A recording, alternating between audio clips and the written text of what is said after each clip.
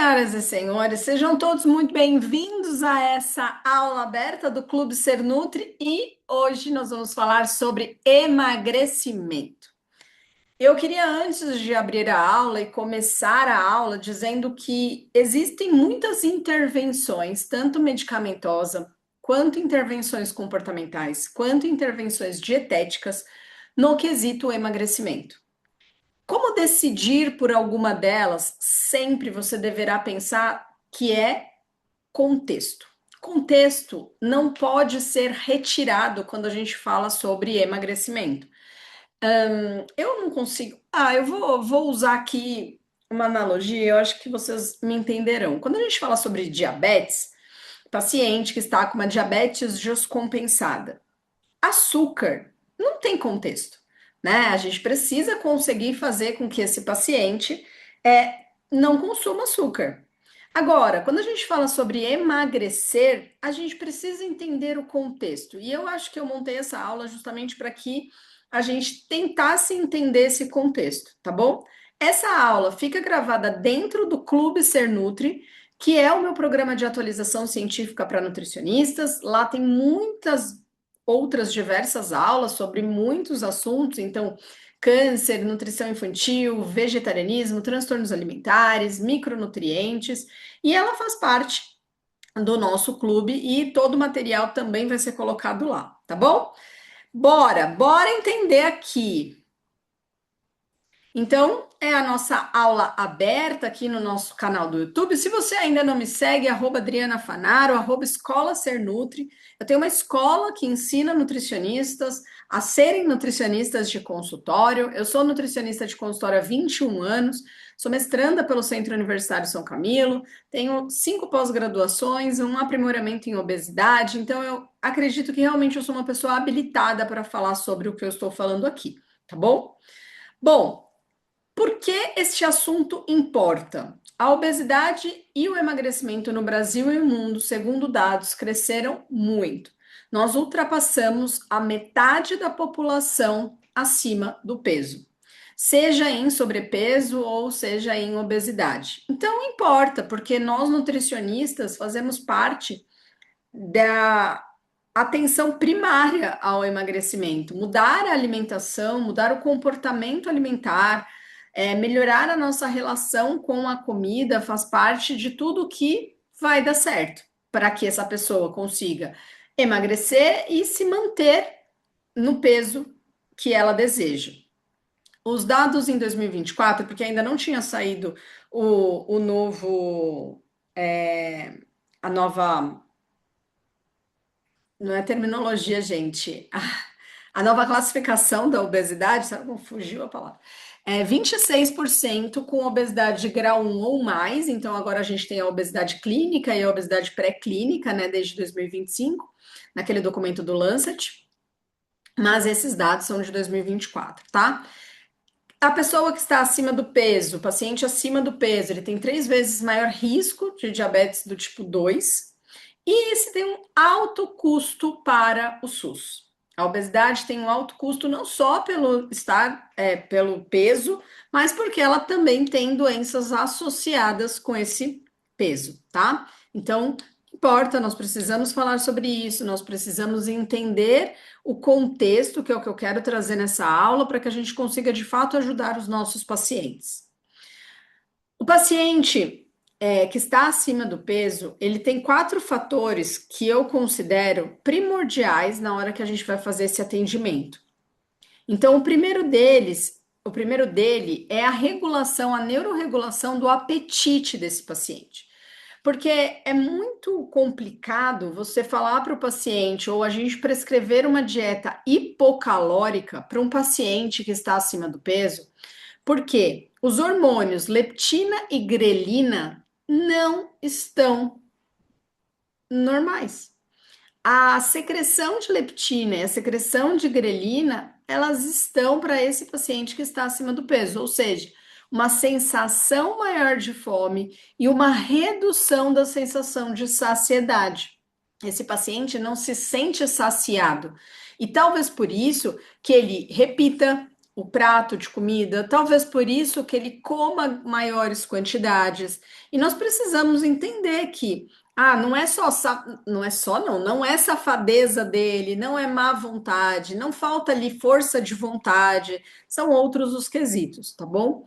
Depois da perda de peso, o cérebro ele defende o peso original por até 12 meses. Ou seja, a gente também tem um organismo que está ali lutando contra a gente, né? Ele está tentando sobreviver e a forma como ele encontra é ele defender esse peso por 12 meses. Ou seja, há uma adaptação metabólica.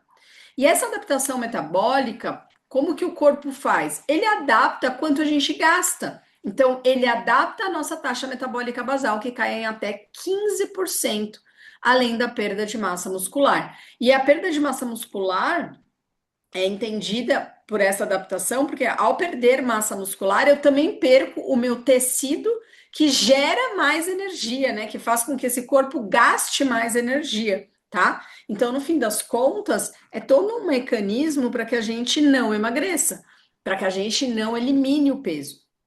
A gente tem fatores genéticos e os fatores epigenéticos, que são fatores modulados pela metilação do DNA e que são reversíveis, né? Não são irreversíveis, ou seja, por exemplo, o alto consumo de ultraprocessados, né? Então, embutidos, salsicha, linguiça. Então, tudo isso faz parte da gente conseguir modular a dieta desse paciente para que eu consiga ter sucesso.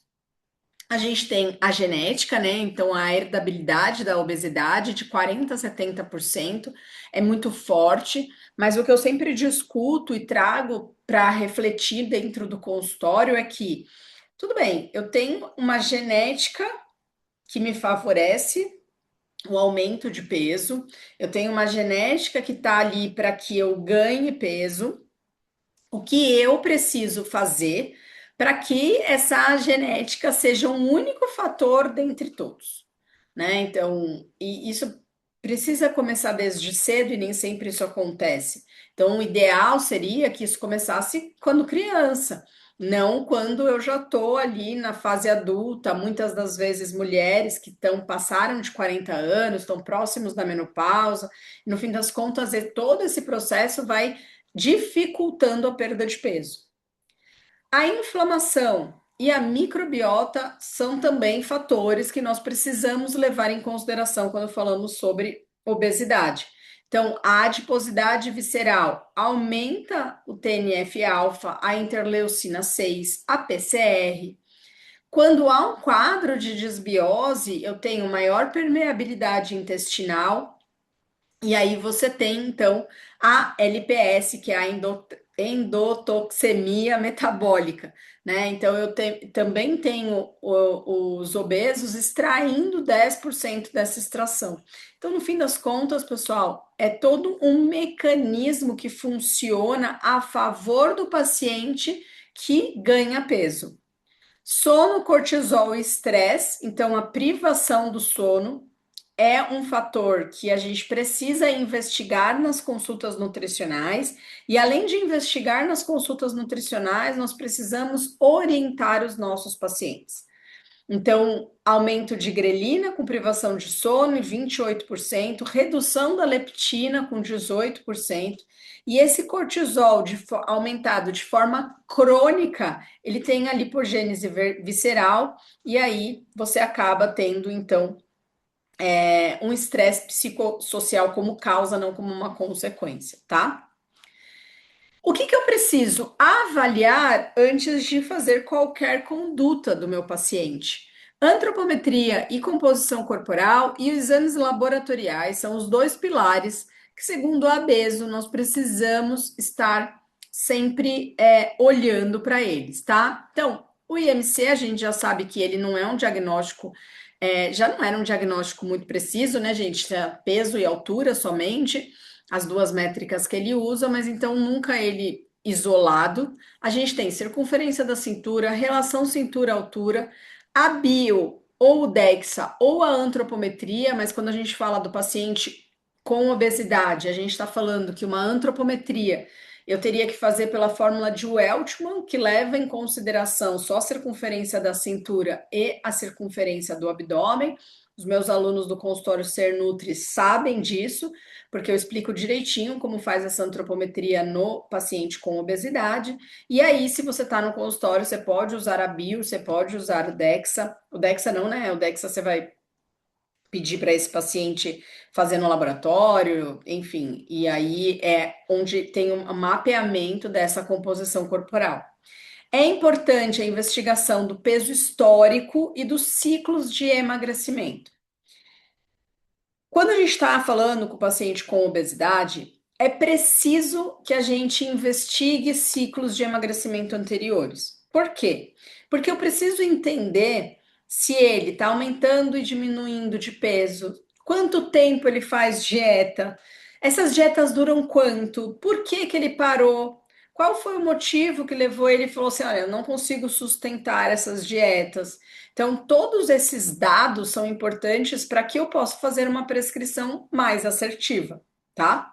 Exames laboratoriais, glicemia, insulina, para calcular o Roma-IR, a hemoglobina glicada, os hormônios da tireoide, tanto TSH quanto o T4 livre, vitamina D, B12, ferritina, zinco, a PCR, uma inflamação crônica de baixo grau, além para os homens testosterona, estradiol, porque o nosso eixo hormonal influencia muito na adiposidade, né? No acúmulo da gordura corporal, tá?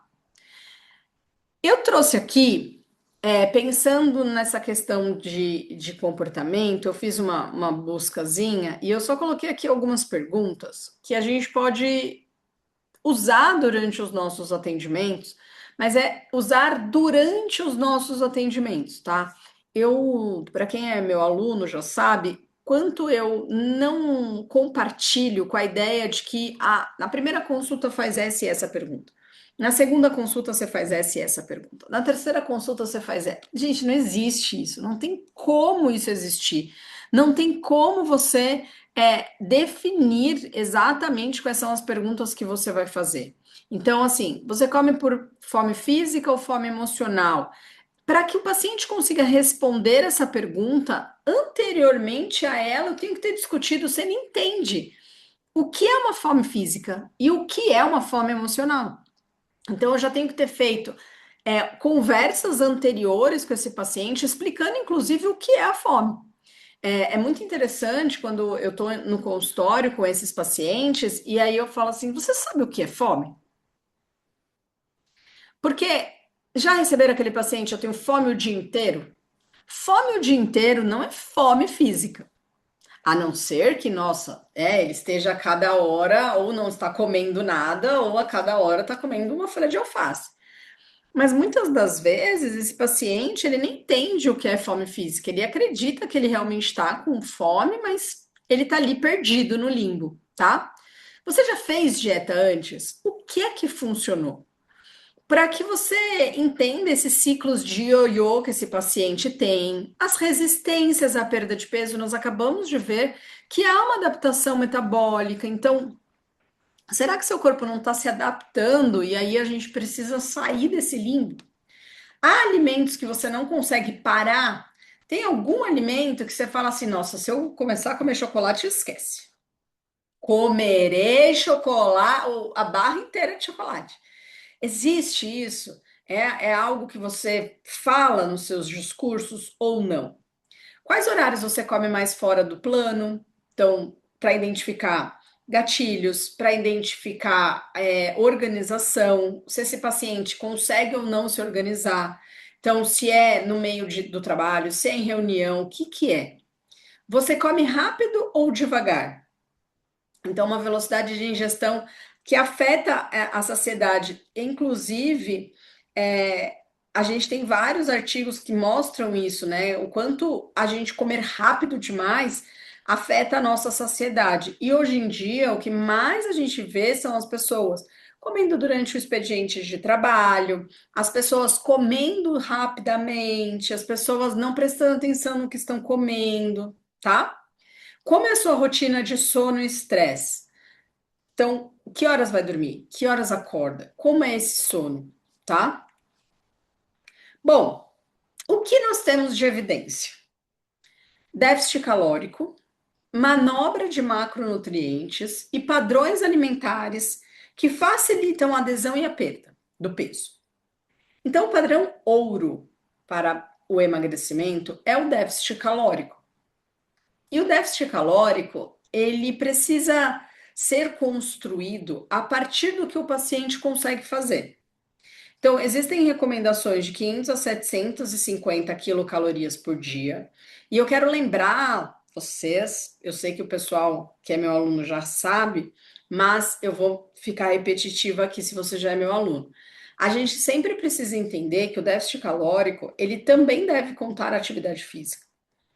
Então, se esse paciente faz atividade física de alguma forma, ou se ele tem alguma atividade física, eu preciso contabilizar esse déficit calórico, né? Porque senão eu vou lá, coloco 500 quilocalorias, esse paciente faz aula de dança que seja, ou esse paciente tem uma vida muito ativa, e aí eu tô somando, empilhando esse déficit calórico, tá? Então, a perda esperada é de meio a 1 quilo por semana, déficits de 1.000 calorias, é propenso a ter uma maior perda de massa magra e um metabolismo ainda mais adaptativo, então dietas extremamente hipocalóricas ajudam o corpo a se adaptar. Por quê? Porque ele tem que se adaptar mais rápido, tá? Quando a gente faz aquelas perdas imperceptíveis para o corpo, é mais fácil dele não se adaptar mais rápido. E dentro do consenso de obesidade, da Abeso, existem as dietas de very low carb e very low energy. Então, são dietas que são extremamente hipocalóricas. Mas, gente, apenas supervisionados por períodos curtos e com motivo. Com motivo. Você me entrega uma razão para você fazer isso, tá? Alto teor proteico de 1,2 a 1,6 gramas por quilo. Então, manobrar isso melhora a saciedade, melhora hormônios como GLP-1, o peptídeo YY, aumenta a termogênese, preserva a massa magra. Então, no fim das contas, eu sempre falo assim, ó, você vai calcular o net. Aí você vai fazer o déficit, e a partir desse déficit, desse valor calórico, você calcula primeiro as proteínas e depois carboidratos e lipídios. Qual é a recomendação numa dieta low carb? Então, imaginem vocês, eu quero hipocalórica e low carb. É menos que 130 gramas de carboidrato, ou se for menos que 50 gramas, aí a gente tem uma dieta cetogênica. Então, eficaz a curto prazo, redução de insulina, redução de apetite, adesão prolongada é um risco, né, pessoal? É uma dieta muito severa e, em alguns pacientes, aumento de LDL. Padrão mediterrâneo, então, padrão anti-inflamatório, um padrão que causa maior saciedade, melhora a composição corporal, além dos marcadores cardiometabólicos. Falando em dieta padrão mediterrâneo, eu sempre defendo, né? São muitos anos no consultório, né, pessoal? São 21 anos de consultório. E eu percebo o quanto nós fugimos da dieta que é mais fácil esse paciente seguir, porque talvez ela é uma dieta mais simples.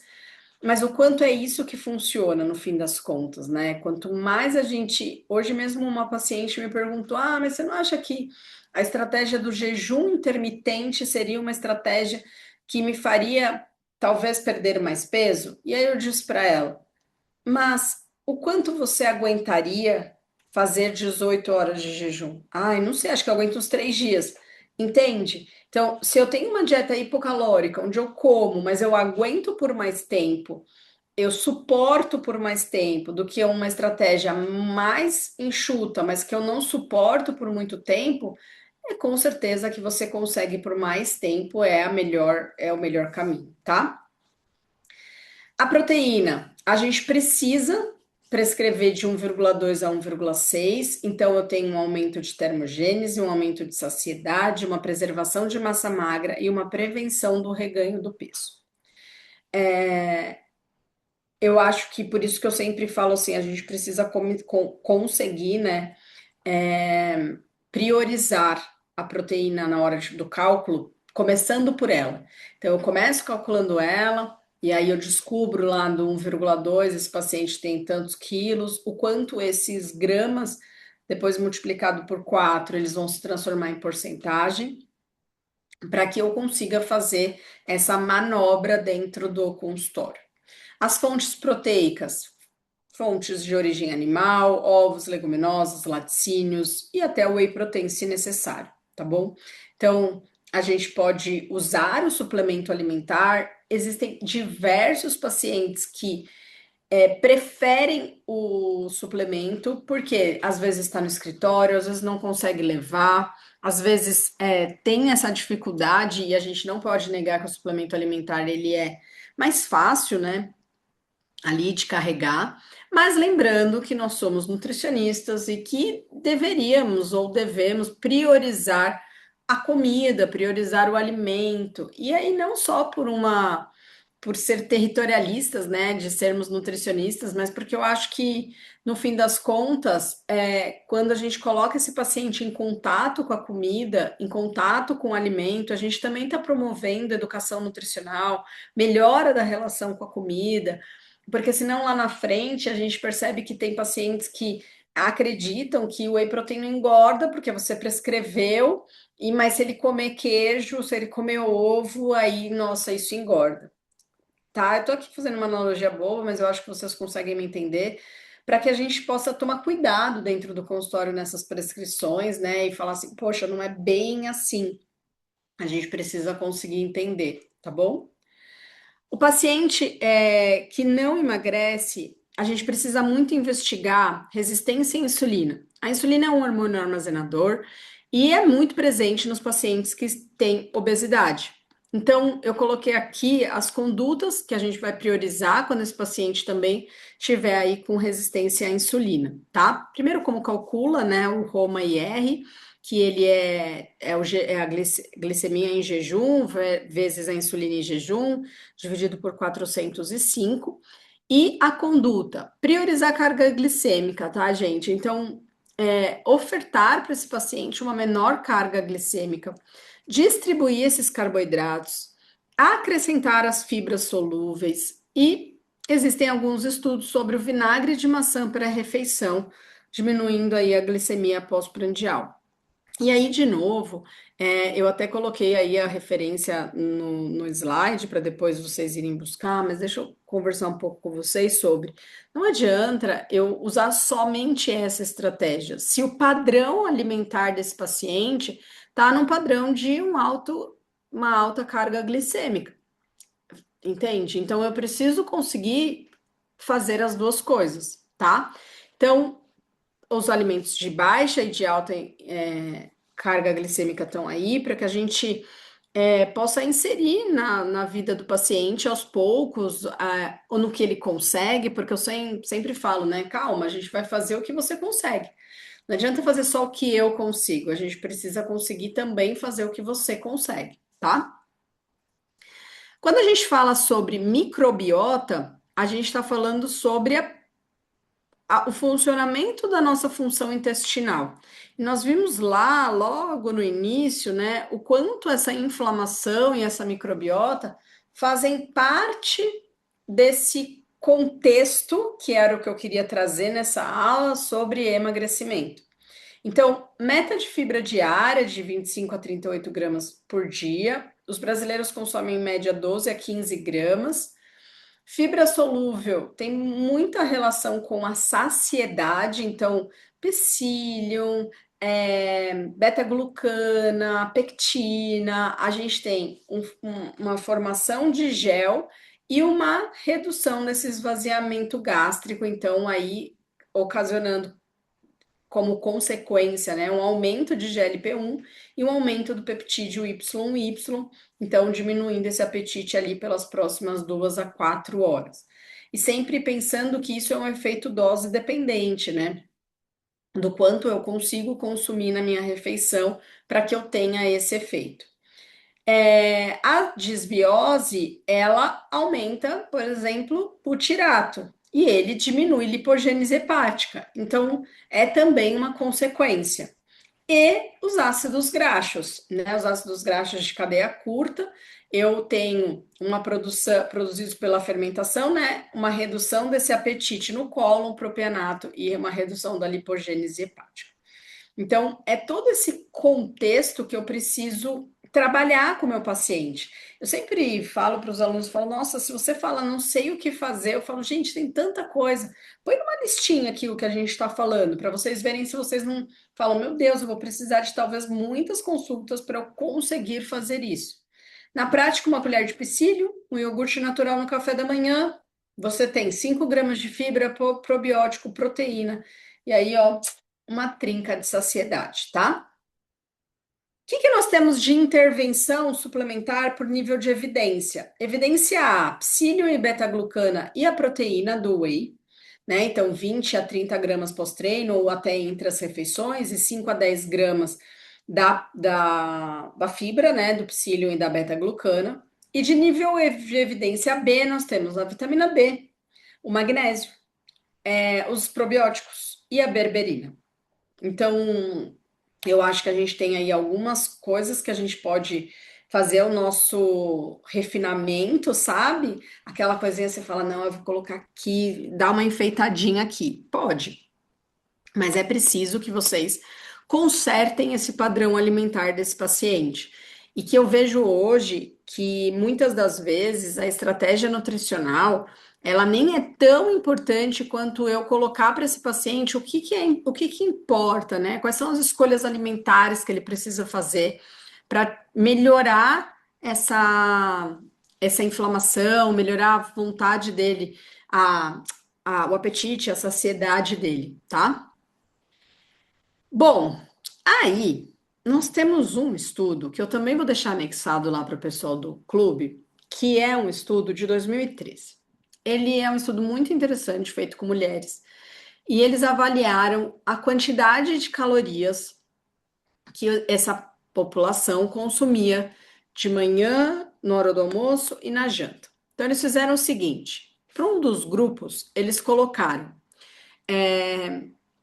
50% no café da manhã, 35% no almoço e 14%, 14,7, tá? 14,7% no jantar, ok? Então tinha 50% das calorias do dia, não importa do que. Eu tenho, sei lá, 2.000 calorias. 1.000 eu como no café da manhã.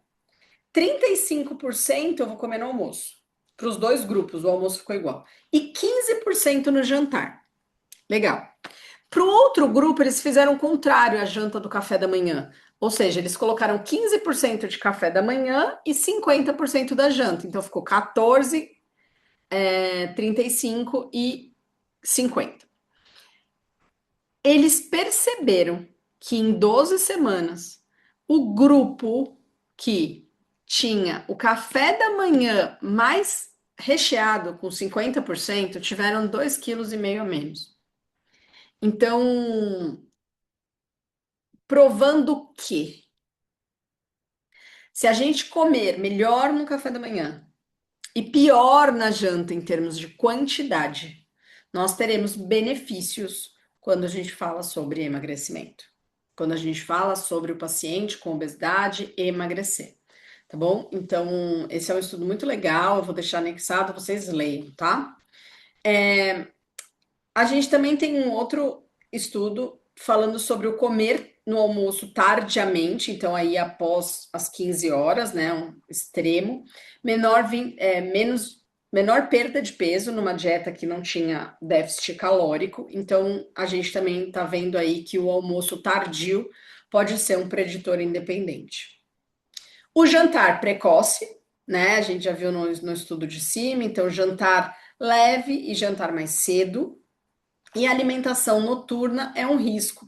Então tem que tomar muito cuidado, que você vai pôr depois das 21 horas para esse paciente comer de uma forma mais leve, alimentos que levem à saciedade, mas que não tenham grandes volumes, tá? Exercício físico. Bom, Aqui eu trouxe esse assunto para falarmos, porque a gente percebe que o NEAT, que é o Non-Exercise Active Thermogenesis, ele é o ser ativo, não é o exercício. Então vamos lá. Se eu faço Hyrox, eu vou lá todos os dias e tenho lá 1 hora de aula de Hyrox. Aí um dia eu pego peso, um dia eu corro, um dia eu faço tudo, outro dia, enfim, tenho lá 1 hora. Ele está periodizado, né? Ele é um exercício que está periodizado. Mas eu não sou uma pessoa ativa no meu dia. Porque eu faço 1 hora de exercício, corro uma meia hora, 40 minutos em alguns dias, mas todo o resto do meu dia eu fico sentada, atendendo online, atendendo presencialmente. Eu não sou uma pessoa ativa, eu não faço. Eu vou a pé para o consultório e volto de carro. Porque eu adoro ir a pé para o consultório, né, gente? Porque assim, é meio-dia, eu fico vendo, nossa, adoro ir a pé para o consultório, e é 10 minutos da minha casa. Mas à noite eu volto de carro. Então, no fim das contas, o que eu quero trazer para vocês é que o que eles dizem, né? O que as pessoas falam dos pacientes que ajuda no emagrecimento é as pessoas serem ativas durante o dia. Então, não só fazer exercício, mas serem ativas. Então, elas irem a pé, elas subirem de escada, elas descerem de escada, elas evitarem o carro, enfim. O que hoje em dia é difícil, né? Por conta de violência, por conta de tempo, as pessoas geralmente não têm. Mas isso é uma coisa que a gente pode discutir dentro do consultório. Olha, o quanto você é ativa, o que você conseguiria hoje fazer a pé na sua rotina? Então, desde que eu decidi ir a pé para o consultório, foi muito isso, assim, eu falei, cara, eu preciso ser um pouco mais ativa, né? Porque senão é isso, eu vou fazer 1 hora de exercício e o resto do dia eu vou ficar sentada. Então é muito legal poder andar, tá? Eu trouxe 6 passos inegociáveis para consulta nutricional com o paciente com obesidade. Acolhimento, cuida com certos tipos de frase do tipo, você precisa perder peso. Gente, peso não é o único objetivo. Avaliação antropométrica e laboratorial, metas de comportamento, então, 1, 2 mudanças por consulta, cozinhar 3 vezes na semana, é diferente de dizer perder 3 quilos nesse mês, anamnese com as suas ferramentas comportamentais, uma prescrição individualizada e um retorno sempre com um tempo menor, tá? Cuidem muito para que muitas das vezes a gente falou de bastante coisa aqui. Eu preciso fazer um déficit calórico, eu preciso manobrar a proteína, eu preciso ajustar a fibra, eu preciso alinhar a distribuição desse carboidrato, carga glicêmica, enfim. Eu consigo fazer tudo de uma vez? Não. Se eu conseguisse fazer tudo de uma vez, meu paciente seguiria? Talvez não. E eu acho que isso é o que a gente precisa trazer para dentro do consultório. O que eu consigo fazer agora que o meu paciente também consegue fazer agora. Porque não basta que só eu faça, ele também precisa conseguir fazer.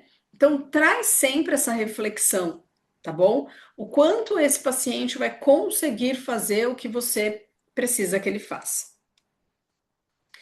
O que colocar no prato e o que tirar desse prato? Então, a gente vai precisar de proteína de qualidade, fibra solúvel, gorduras insaturadas, vegetais, fermentados, os iogurtes e as frutas. O que eu preciso reduzir? Ultraprocessados, açúcares, gordura trans, álcool, cafeína e o ômega 6 em excesso. Parece bobo, né? E aí, quando eu tava montando essa aula, eu falei assim, claro, né? Eu vou até mostrar para vocês, a gente tem várias aulas de estratégias específicas de emagrecimento dentro do clube. Mas quando eu tava montando essa aula, eu falei, cara, o quanto é difícil no consultório fazer isso. O quanto é difícil. Porque o paciente chega com nenhum desses itens, né? Do verde, só do vermelho. E aí eu falo, quanto nós estamos também nos desprendendo desse básico que funciona, e parece que quando a gente fala básico, ai, nossa, você é muito básica. Não, gente, é de fato aquela orientação que vai funcionar para o resto das nossas vidas, mas que na verdade a gente também não consegue fazer com que o paciente faça. Eu acho que aí está o lance. Eu preciso que o paciente consiga fazer, tá bom? acontece o reganho do peso nos primeiros anos do emagrecimento? Primeiro, porque existe uma adaptação metabólica. E essa adaptação metabólica, ela faz com que, de novo, a gente tenha uma queda da taxa metabólica basal, uma queda de leptina de forma crônica, a grelina permanece elevada nos primeiros meses, então a gente precisa fazer muito ajuste de necessidade calórica.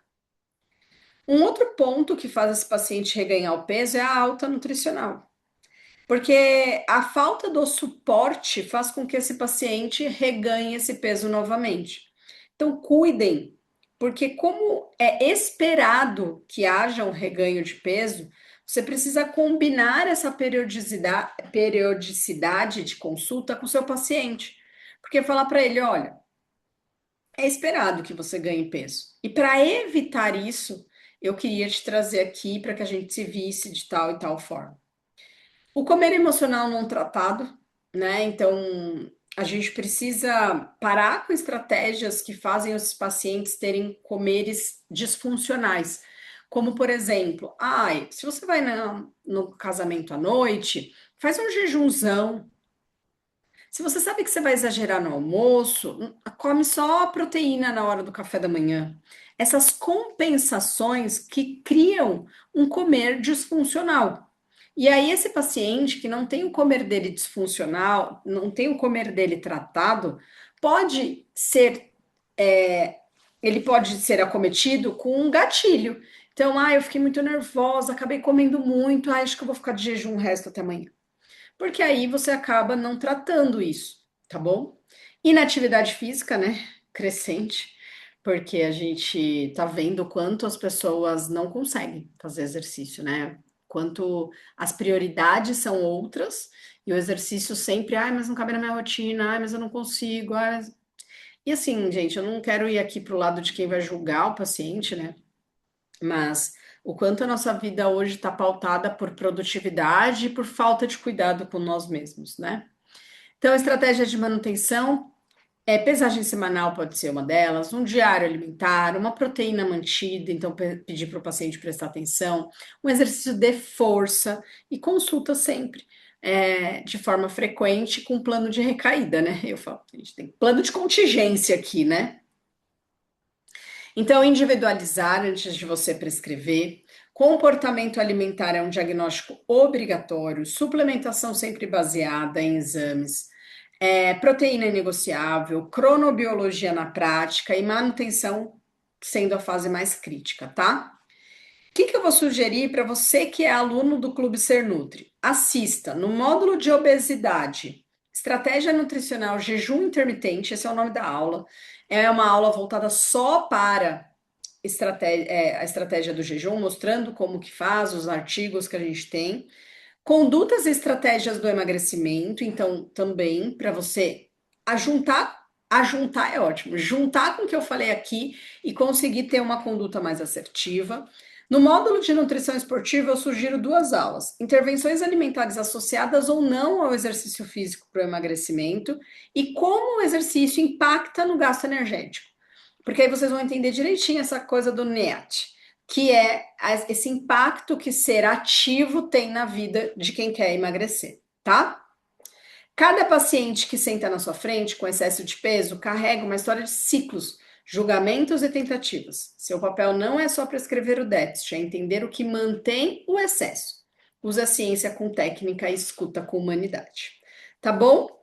Então, mais uma aula aberta aqui no nosso canal do YouTube. Eu espero que você tenha gostado. Comenta aqui embaixo e a gente se vê na próxima aula. Um beijo e tchau, tchau.